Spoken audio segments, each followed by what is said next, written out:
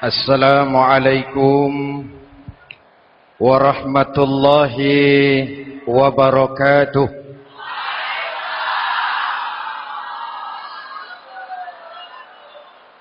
Alhamdulillahi rabbil alamin. Wassalatu wassalamu ala asyrafil mursalin Sayyidina wa maulana Muhammadin wa ala alihi wa sahbihi ajma'in, amma ba'du. Saudara-saudara kaum muslimin yang berbahagia, hadirin, kesempatan malam ini saya ingin cerita akhirat saja. Sudah pernah ke akhirat belum? Mau? Kalau mau saya daftar, besok berangkat. Salah satu rukun iman yang 6, percaya kepada adanya akhirat. Satu saat alam ini akan hancur sehancur-hancurnya. Bumi, gempa, gunung, meletus, air laut tumpah ke darat. Planet-planet bertabrakan, halilintar menyambar, angin topan bertiup. Semua yang bernama hidup mati, itu kiamat. Lalu kita akan dibangkitkan di padang mahsyar, dibangkitkan dari kubur kita masing-masing. Dan subhanallah, pada saat bangkit dari kubur itu, keadaan muka kita ini menurut satu riwayat berubah menurut amalan kita masing-masing. Jangan heran nanti ada yang dibangkitkan dari kuburnya itu mukanya berubah jadi muka tikus. Hebat sekali, badannya badan manusia, tangannya tangan manusia, mukanya muka tikus. Sebab apa? Sebab waktu di dunia amalannya amalan tikus. Apa amalan tikus itu? Suka menggeragoti barang yang disimpan rapi-rapi.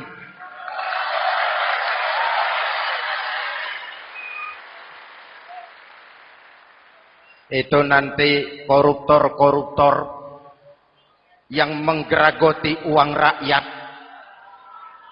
itu nanti bangkit mukanya muka tikus. Saudara lihat, oh ini yang geragoti uang rakyat mukanya muka tikus. Ada lagi yang bangkit dari kubur, mukanya itu berubah jadi muka harimau. Kenapa? Waktu di dunia amalannya amalan harimau. Apa harimau itu? Mau menang sendiri, keras kepala, kupeh. Di mana ada hutan, rajanya pasti harimau. Padahal hutan belum pernah bikin pemilihan umum. Betul? Tapi harimau tidak peduli. Ada pemilihan umum atau tidak, saya raja hutan.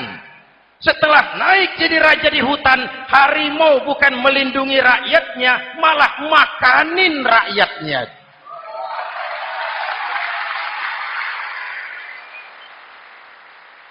Orang-orang yang mau benar sendiri. Ada lagi yang bangkit dari kubur gagah, mukanya muka ketek. Sebab apa? Waktu di dunia amalannya amalan ketek. Apa ketek itu? Rakus, serakah, tamak. Coba, ketek itu kasih pisang, dimakan. Berikan lagi, pegang. Berikan lagi, kakinya yang megang. Temannya diberikan, masih dirampas juga. Ketek. Serakah. Kalau mental ketek masih gentayangan di republik ini, maka pemerataan cuman akan jadi dongeng. Kaum muslimin yang berbahagia, pada saat itu di akhirat nanti, setiap orang sibuk dengan urusannya sendiri-sendiri. boleh jadi setiap kita lalu akan dimintakan pertanggungjawaban jawab. Boleh jadi orang tua tidak sempat lagi mengingat anaknya, saudara tidak lagi sempat memikirkan saudaranya. Tiap orang akan dimintakan pertanggungjawaban jawab. Dalam kondisi seperti itu, Rasulullah mengajarkan sab'atun yudhilluhumullahu yawma la dhilla illa zilluh. Ada 7 golongan manusia yang di akhirat nanti akan langsung mendapat perlindungan dari Allah Subhanahu wa taala. Orang lain sibuk, dia tenang. Orang lain resah dan gelisah, dia ayem. Kenapa? Mendapat perlindungan dari Allah. Sebab ketika di dunia ia memberikan perlindungan kepada orang banyak. Siapa mereka? Mudah-mudahan kita termasuk salah satu di dalamnya. Mencari perlindungan Allah lebih-lebih dalam situasi sekarang ini. Pertama, imamun adil yang akan mendapat perlindungan langsung dari Allah adalah pemimpin yang adil. Sebab apa? Pemimpin yang adil melindungi banyak rakyat, maka pantas di akhirat dilindungi oleh Allah Subhanahu. Kita ini kan zon politikan. Kita ini makhluk yang tidak mungkin hidup sendiri-sendiri. Untuk melaksanakan hajat bersama, kita memerlukan pemimpin. Memilih pemimpin itu tidak sulit. Dalam fikih, ketika sholat, itu dijelaskan bagaimana cara memilih imam. Siapa yang diangkat jadi imam? Pertama, a'lamuhum. Orang yang paling alim di kampungmu siapa? Angkat jadi imam. Yang paling alim, paling menguasai persoalan sehingga bisa membawa bangsa keluar dari kesulitan. Pemimpin yang bisa menyelesaikan masalah, bukan yang menimbulkan masalah.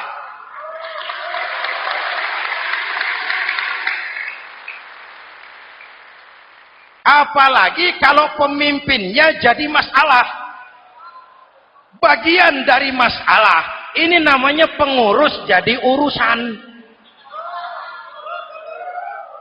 A'lamuhum. Pak, di kampung saya ada 2 orang. Alimnya sama. Yang mana yang jadi imam?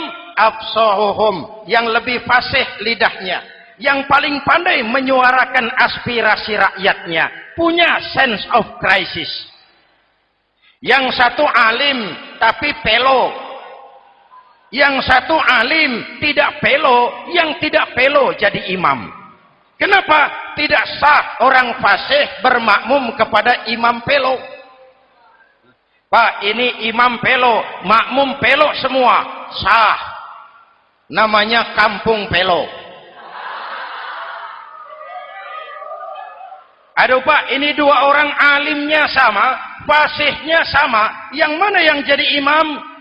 Aktsaruhum sinnan, yang lebih tua umurnya, senioritas baru dihitung. Lahirnya bareng Pak. Yang mana yang jadi imam?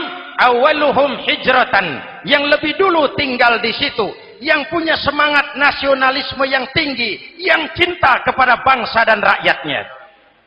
Sudah ada imam? Sudah. Ayo azan. Apa azan itu? Proklamasi.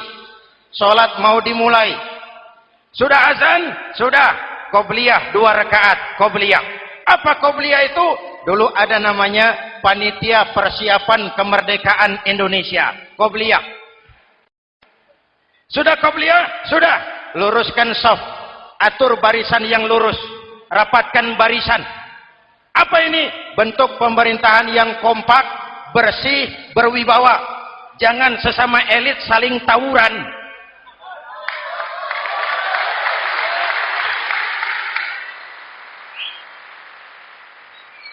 Luruskan shaf. Lalu shaf yang terdepan hendaknya diisi orang yang sedikit alim. Tidak perlu alim betul, sedikit alim. Maksudnya apa? Kalau imam keliru dia bisa tegur. Kalau imam salah dia bisa tegur. Kalau imam batal dia bisa gantikan. Ini wakil-wakil makmum. DPR, DPRD. wakil-wakil makmum. Sudah. Ayo imam, pimpin sholat. Sepakati dulu, kita mau sholat apa? Rekaatnya berapa? Surah yang mau dibaca apa? Pakai sujud tilawah apa tidak? Supaya makmum tidak kaget-kagetan. Rakyat harus dikasih tahu pemimpinnya mau kemana, visinya apa, supaya makmum ikutnya ikhlas. Jelas? Hadirin yang saya hormati, kita memerlukan pemimpin yang adil, yang menaungi rakyatnya, sehingga dengan demikian nanti mereka akan dinaungi langsung oleh Allah Subhanahu.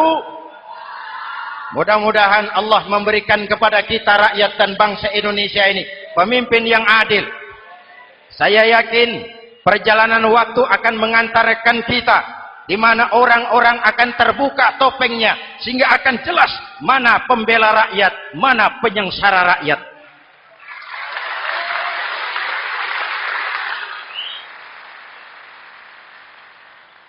Lalu sebenarnya tiap kita ini kan pemimpin.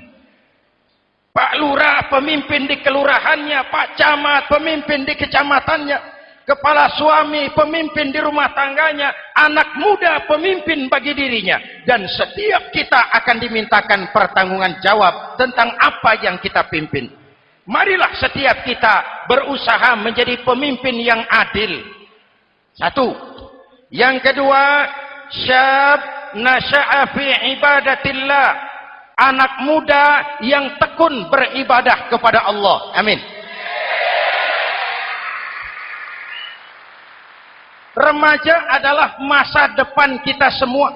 Akan bagaimana Republik Indonesia, bahkan akan bagaimana Islam di Republik Indonesia 20, 30, 40 tahun yang akan datang, anak-anak kita jawabannya.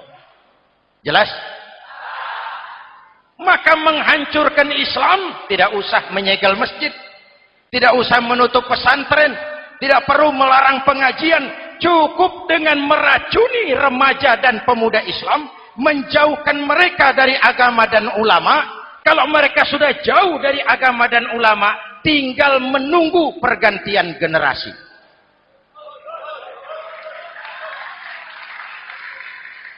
Maaf, kalau yang sudah 60 tahun ke atas, itu saya anggap angkatan selamat.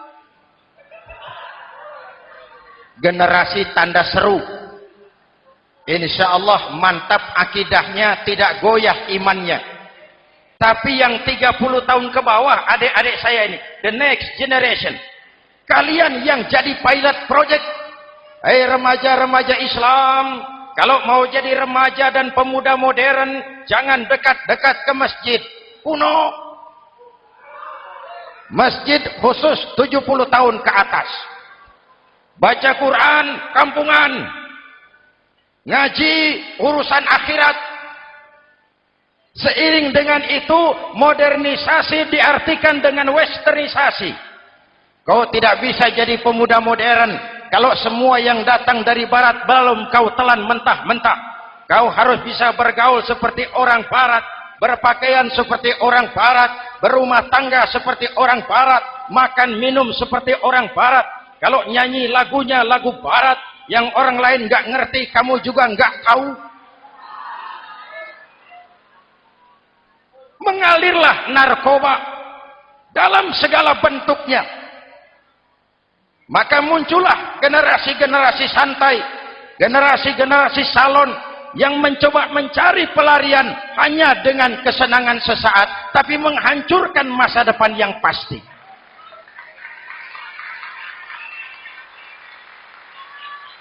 Maka mengalirlah free love, free sex, Samenleben, hidup bersama di luar nikah alias kumpul. Ya sama saja, kumpul kebo, kumpul embek itu sama. Hadirin yang saya hormati, kalau sudah hancur tinggal menunggu pergantian generasi. Oleh karena itu, adik-adik saya, para remaja, para pemuda, kalian harapan kami semua.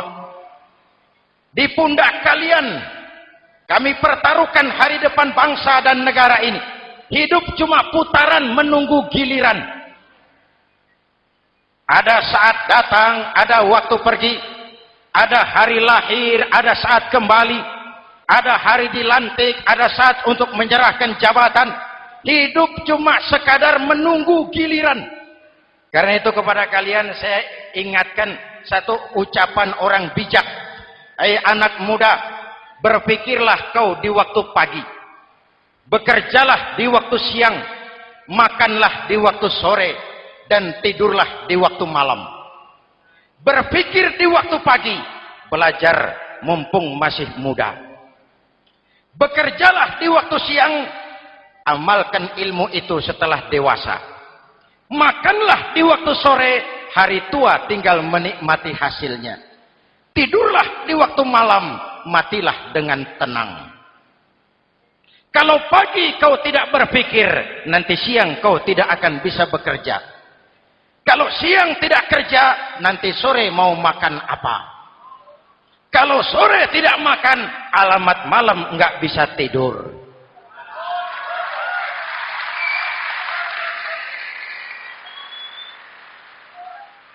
Kalau waktu remaja, waktu muda maunya santai-santai saja, dewasanya bingung.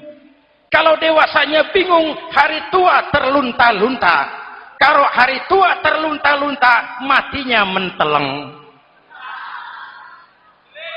Maka lebih baik makan singkong betulan daripada makan roti mimpi. Ayo, makan singkong betulan, makan roti mimpi, lebih bagus mana? Lebih bagus makan roti betulan. Kalau perlu, lebih baik sekolah sambil dagang koran, sekolah sambil parkir mobil, sekolah sambil semir sepatu, daripada petatang peteteng tanpa prospek hari depan yang ada artinya.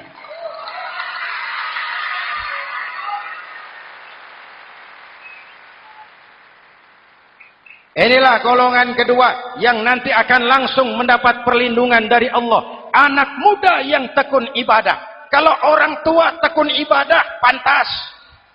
Orang tua rajin ibadah, tidak istimewa. Masya Allah Pak, itu orang tahajudnya hebat, wirid yasinnya mantap, puasanya luar biasa, zikirnya mantap. Umurnya berapa? 70.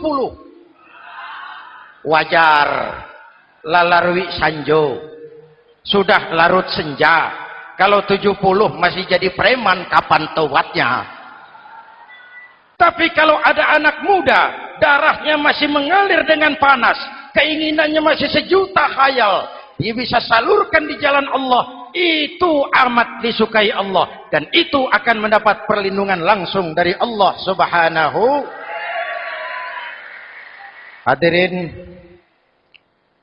kaum muslimin di seluruh tanah air yang saya cintai, sekarang kita sampai kepada golongan ketiga yang nanti dinaungi Allah. Itu siapa? Rajulun qalbuhu mu'allakun bil masajid. Seseorang yang hatinya selalu terpaut kepada masjid. Masjid memang tempat melaksanakan sholat, tapi lebih dari itu dia adalah pusat kegiatan umat. Umat Islam dengan masjid seperti ikan dengan air, tidak boleh berpisah. Sehingga ada hadis qudsi mengajarkan, inna buyuti fil ardil masajid wa inna zuwari fiha ummaruha. Rumahku di permukaan bumi adalah masjid. Orang-orang yang memakmurkan masjid adalah tamuku. Dari masjidlah terpancar semangat silaturahmi. Dan itu yang sangat kita perlukan sekarang. Di tengah-tengah kerentanan kita sebagai bangsa, masjid harus jadi lem perekat. Di sini siapapun yang datang mengucapkan assalamualaikum. Betul? Menebarkan salam, menebarkan rasa damai, bersalaman. Kata Nabi, ma min muslimaini yaltaqiyani fayatasafahani illa ghafarallahu dzunubahuma. Apabila dua orang Islam bertemu lalu bersalam-salaman, Allah akan menghapuskan dosa yang terjadi di antara kedua orang itu. Bangsa kita sedang rentan perpecahan. Benih-benih disintegrasi bertebaran di mana-mana. Maka mari kita kembali ke masjid untuk menyusun semangat kebersamaan, meluruskan saf, merapatkan barisan, dan menerjemahkannya di luar masjid. Ini ada kaitannya dengan faktor yang keempat, yang langsung dilindungi Allah. Siapa mereka? Rajulani tahabba fillahi ijtama'a alaihi wa tafarraqa alaihi. Dua orang yang bersaudara, bertemu karena Allah, berpisah karena Allah. Itu akan dilindungi langsung oleh Allah di hari akhirat nanti. Dua orang bersaudara, bertemu karena Allah, berpisah pun juga karena Allah. Tadi dalam perjalanan ke sini, saya melalui sebuah desa. Masih ada sisa-sisa tawuran antar desa. Saya tidak sebutkan desanya, itu rahasia perusahaan. Saya cuma prihatin, siapa lawan siapa? Siapa yang kita bakar rumahnya? Siapa yang kita sambiti dengan batu? Siapa yang kita rugikan? Padahal urusannya kadang-kadang sepele. Di satu desa misalnya, cuma urusan kaset jadi tawuran antar desa. Ini kan hal yang sangat sepele. Padahal Nabi mengajarkan dengan keras, kalau dua orang Islam saling bertengkar, al-qatil wal maktul finnar. Yang membunuh dan yang dibunuh, dua-duanya neraka. Sahabat bertanya, ya Rasul, kalau yang membunuh masuk neraka, pantas. Kenapa yang dibunuh neraka juga? Rasulullah senyum lalu berkata, yang dibunuh pun sudah punya niat membunuh. Cuma keduluan dibunuh. Andai kata tidak dibunuh, dia yang akan membunuh. Mari kita renungkan, kenapa sebagai bangsa kita seperti tercabut dari akar budaya kita. Kita jadi beringas, kita jadi brutal untuk hal yang sepele. Yang satu teriak Allahu Akbar, yang lain teriak Allahu Akbar. Siapa lawan siapa? Dulu Bung Tomo teriak Allahu Akbar, musuhnya londo. Sayyidina Hamzah, Khalid bin Walid teriak Allahu Akbar, yang dilawan kafir. Abu Jahal, Abu Lahab, Abu Sufyan. Sekarang si Ali lawan si Hasan, Hasan Allahu Akbar, Ali Allahu Akbar. Siapa lawan siapa?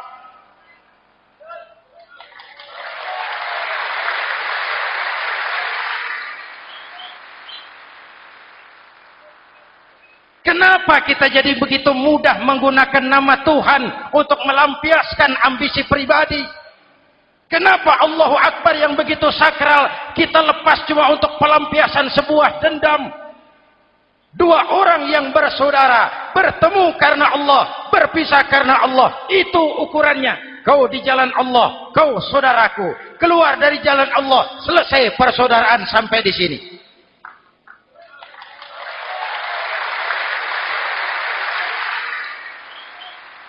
Hadirin, lewat mimbar ini saya kembali menekankan, mari kita pelihara kerukunan. Pertama, rukun antar umat seagama. Sesama muslim harus bersatu. Yuk, kita rukun yuk. Kita kompak yuk. Kita bersatu yuk. Sesama muslim, kaos boleh berbeda, boleh. Jaket boleh tidak sama, silakan.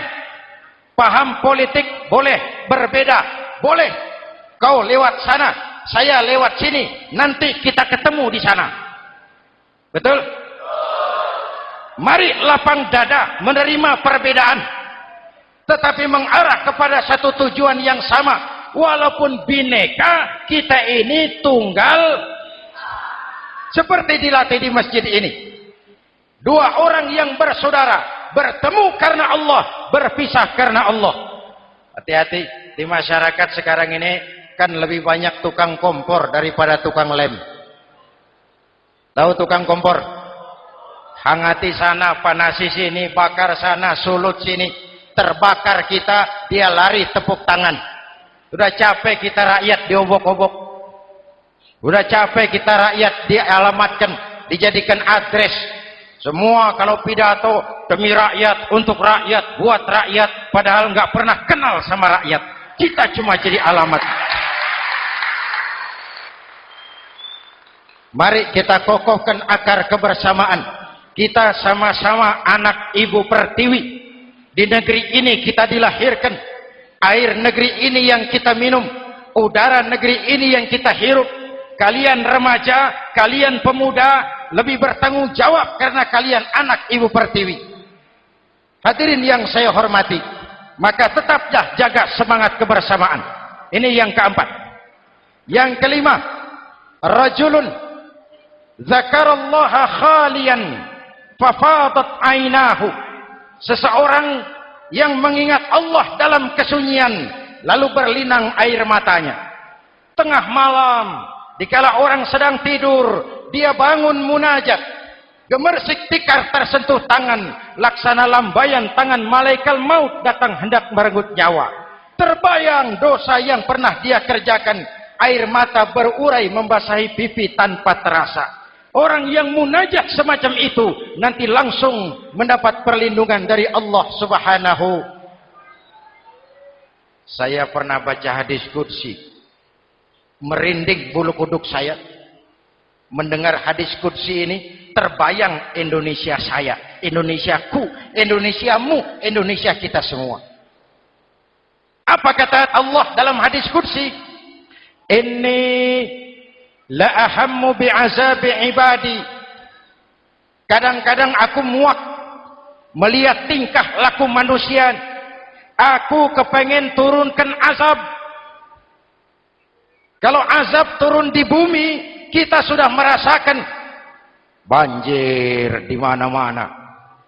Manado banjir, Sumatera Barat banjir, Jambi banjir, Bengkulu,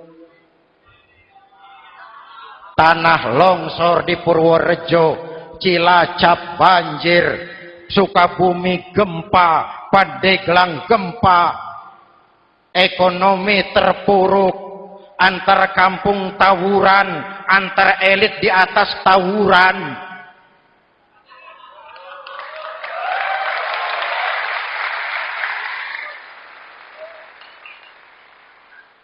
Hutang numpuk. 40% APBN kita ini sekarang cuma untuk bayar hutang. Itu pun dengan asumsi dolar 7.000, 9.000, artinya sekitar 50% APBN kita untuk bayar hutang. Untungnya sekarang ini yang agak menolong, harga minyak membaik di pasaran internasional. Hadirin yang saya hormati, ini lagi ngomong apa saya sih? Aku pengen turunkan azab, tetapi kata Allah, ketika aku melihat orang-orang tua yang sujud di keheningan malam, bayi-bayi tanpa dosa masih menyujud. Ada hadis qudsi mengajarkan, inna buyuti fil ardil masajid wa inna zuwari fiha ummaruha. Rumahku di permukaan bumi adalah masjid. Orang-orang yang memakmurkan masjid adalah tamuku. Dari masjidlah terpancar semangat silaturahmi. Dan itu yang sangat kita perlukan sekarang. Di tengah-tengah kerentanan kita sebagai bangsa, masjid harus jadi lem perekat. Di sini siapapun yang datang mengucapkan assalamualaikum. Betul? Menebarkan salam, menebarkan rasa damai, bersalaman. Kata Nabi, ma min muslimaini yaltaqiyani fayatasafahani illa ghafarallahu dzunubahuma. Apabila dua orang Islam bertemu lalu bersalam-salaman, Allah akan menghapuskan dosa yang terjadi di antara kedua orang itu. Bangsa kita sedang rentan perpecahan. Benih-benih disintegrasi bertebaran di mana-mana. Maka mari kita kembali ke masjid untuk menyusun semangat kebersamaan, meluruskan saf, merapatkan barisan, dan menerjemahkannya di luar masjid. Ini ada kaitannya dengan faktor yang keempat, yang langsung dilindungi Allah. Siapa mereka? Rajulani tahabba fillahi ijtama'a alaihi wa tafarraqa alaihi. Dua orang yang bersaudara, bertemu karena Allah, berpisah karena Allah. Itu akan dilindungi langsung oleh Allah di hari akhirat nanti. Dua orang bersaudara, bertemu karena Allah, berpisah pun juga karena Allah. Tadi dalam perjalanan ke sini, saya melalui sebuah desa. Masih ada sisa-sisa tawuran antar desa. Saya tidak sebutkan desanya, itu rahasia perusahaan. Saya cuma prihatin, siapa lawan siapa? Siapa yang kita bakar rumahnya? Siapa yang kita sambiti dengan batu? Siapa yang kita rugikan? Padahal urusannya kadang-kadang sepele. Di satu desa misalnya, cuma urusan kaset jadi tawuran antar desa. Ini kan hal yang sangat sepele. Padahal Nabi mengajarkan dengan keras, kalau dua orang Islam saling bertengkar, al-qatil wal maktul finnar. Yang membunuh dan yang dibunuh, dua-duanya neraka. Sahabat bertanya, ya Rasul, kalau yang membunuh masuk neraka, pantas. Kenapa yang dibunuh neraka juga? Rasulullah senyum lalu berkata, yang dibunuh pun sudah punya niat membunuh. Cuma keduluan dibunuh. Andai kata tidak dibunuh, dia yang akan membunuh. Mari kita renungkan, kenapa sebagai bangsa kita seperti tercabut dari akar budaya kita. Kita jadi beringas, kita jadi brutal untuk hal yang sepele. Yang satu teriak Allahu Akbar, yang lain teriak Allahu Akbar. Siapa lawan siapa? Dulu Bung Tomo teriak Allahu Akbar, musuhnya londo. Sayyidina Hamzah, Khalid bin Walid teriak Allahu Akbar, yang dilawan kafir. Abu Jahal, Abu Lahab, Abu Sufyan. Sekarang si Ali lawan si Hasan, Hasan Allahu Akbar, Ali Allahu Akbar. Siapa lawan siapa?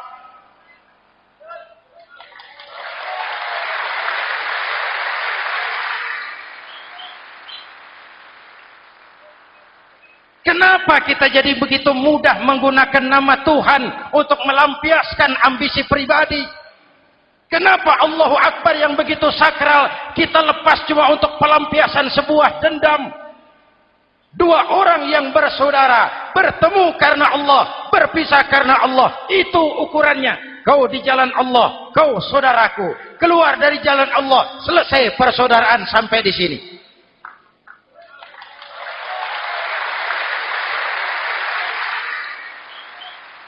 Hadirin, lewat mimbar ini saya kembali menekankan, mari kita pelihara kerukunan. Pertama, rukun antar umat seagama. Sesama muslim harus bersatu. Yuk, kita rukun yuk. Kita kompak yuk. Kita bersatu yuk. Sesama muslim, kaos boleh berbeda, boleh. Jaket boleh tidak sama, silakan. Paham politik boleh berbeda, boleh. Kau lewat sana, saya lewat sini, nanti kita ketemu di sana. Betul? Mari lapang dada menerima perbedaan, tetapi mengarah kepada satu tujuan yang sama. Walaupun bineka, kita ini tunggal. Seperti dilatih di masjid ini. Dua orang yang bersaudara, bertemu karena Allah, berpisah karena Allah. Hati-hati, di masyarakat sekarang ini kan lebih banyak tukang kompor daripada tukang lem. Tahu tukang kompor? Hangati sana, panasi sini, bakar sana, sulut sini. Terbakar kita, dia lari tepuk tangan. Sudah capek kita rakyat diobok-obok. Sudah capek kita rakyat dialamatkan, dijadikan address. Semua kalau pidato demi rakyat, untuk rakyat, buat rakyat, padahal nggak pernah kenal sama rakyat. Kita cuma jadi alamat. Mari kita kokohkan akar kebersamaan. Kita sama-sama anak Ibu Pertiwi. Di negeri ini kita dilahirkan. Air negeri ini yang kita minum. Udara negeri ini yang kita hirup. Kalian remaja, kalian pemuda, lebih bertanggung jawab karena kalian anak Ibu Pertiwi. Hadirin yang saya hormati, maka tetaplah jaga semangat kebersamaan. Ini yang keempat. Yang kelima, rajulun zakarallaha khalian fafadat ainahu. Seseorang yang mengingat Allah dalam kesunyian lalu berlinang air matanya. Tengah malam, dikala orang sedang tidur, dia bangun munajat. Gemersik tikar tersentuh tangan, laksana lambaian tangan malaikat maut datang hendak merenggut nyawa. Terbayang dosa yang pernah dia kerjakan, air mata berurai membasahi pipi tanpa terasa. Orang yang munajat semacam itu nanti langsung mendapat perlindungan dari Allah Subhanahu. Saya pernah baca hadis qudsi, merinding bulu kuduk saya mendengar hadis qudsi ini. Terbayang Indonesia saya, Indonesiaku, Indonesiamu, Indonesia kita semua.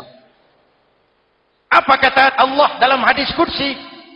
Inni la ahammu bi'azabi ibadi.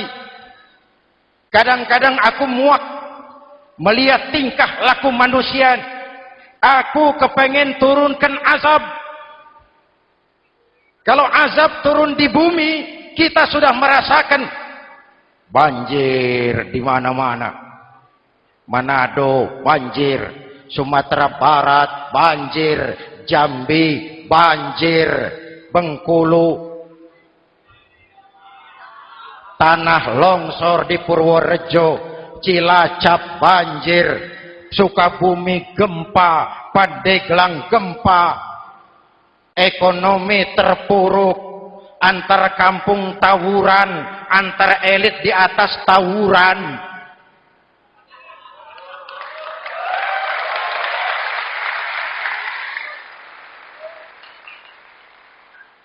Hutang numpuk. 40% APBN kita ini sekarang cuma untuk bayar hutang.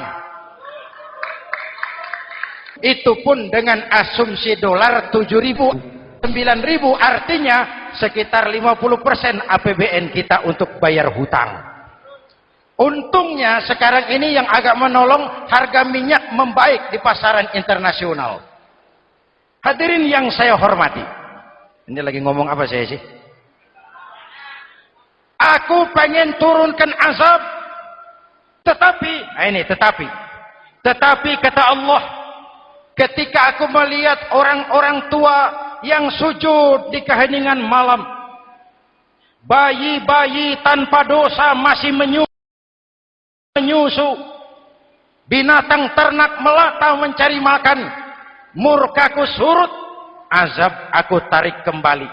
Ayo renungkan hadis ini. Allah mau marah nggak jadi, azab ditarik, kesulitan diangkat, pertolongan datang. Ada yang meredam murka Allah. Allah mau marah nggak jadi. Kenapa?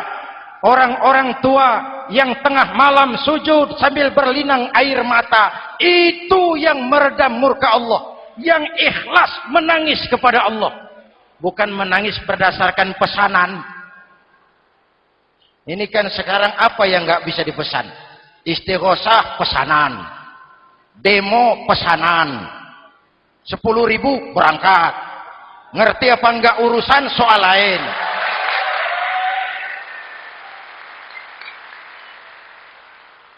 Jadi bukan demonstran, pekerja demo.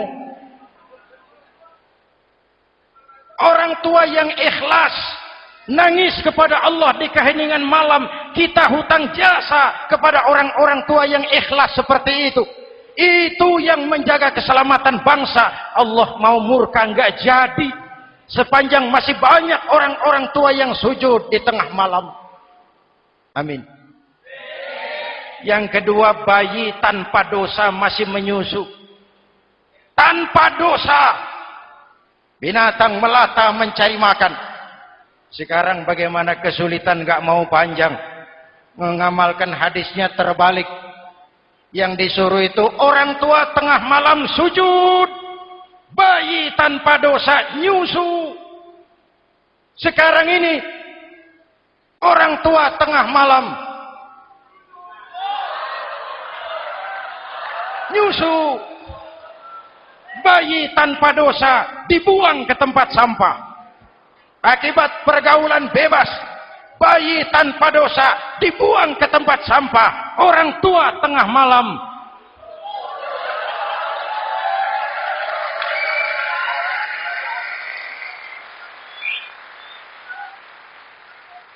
hadirin. Yang keenam, rajulun da'athum ra'atun zatu mansibin wa jamalin ila nafsiha faqala inni akhafu Allah rabbal alamin.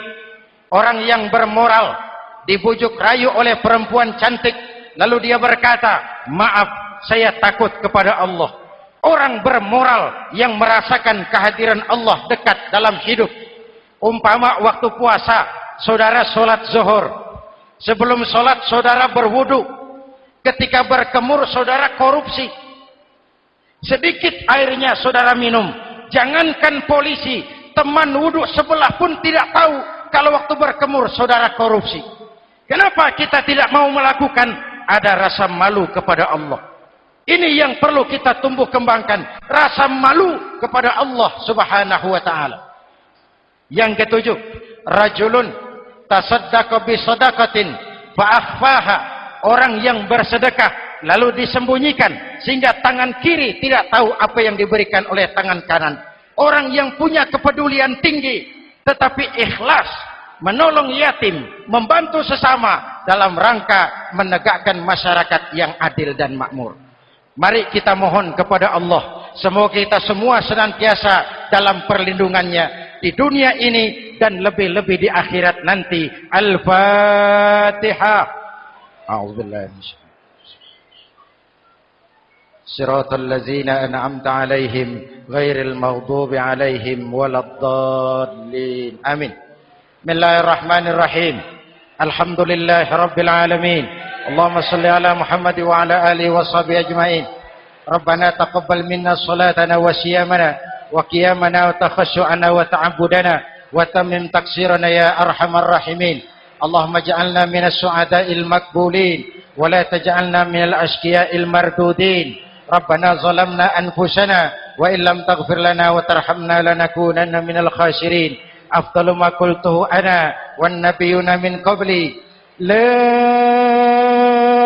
ilaha illallah.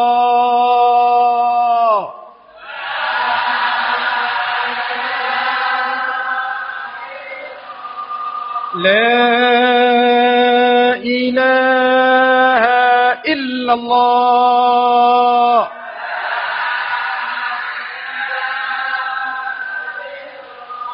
Muhammadur Rasulullah.